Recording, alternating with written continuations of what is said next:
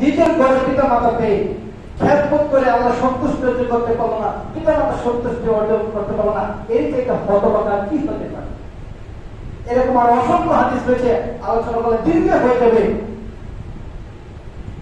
যে নবী করিম সাল্লাল্লাহু আলাইহি সাল্লাম বলেছেন যে তার নাক ধুলোয় দূষিত হোক, তার নাক ধুলোয় দূষিত হোক, যে ব্যক্তি তার পিতা মাতার দুজনকে পেল অথবা একজনকে পেল কিন্তু খেদমত করে তাদের সন্তুষ্টি অর্জন করতে পারলো না, তার চাইতে হতভাগা কেউ হতে পারে না। অপর এক শেষ একটি হাদিস বলে আমি আলোচনা শেষ করব।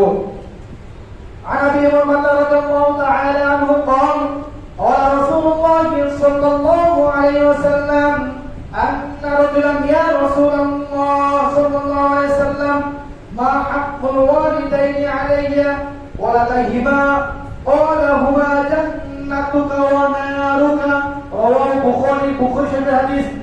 এক ব্যক্তি নবী করিম সাল্লাল্লাহু আলাইহি ওয়াসাল্লামকে জিজ্ঞাসা করলেন, ইয়া রাসূলুল্লাহ, ইয়া হাবিবাল্লাহ, আমার পিতা মাতার উপর আমার খেদমতের হকদার কি, বা আমার পিতা মাতার উপর আমার কাজ কি, করণীয় কি?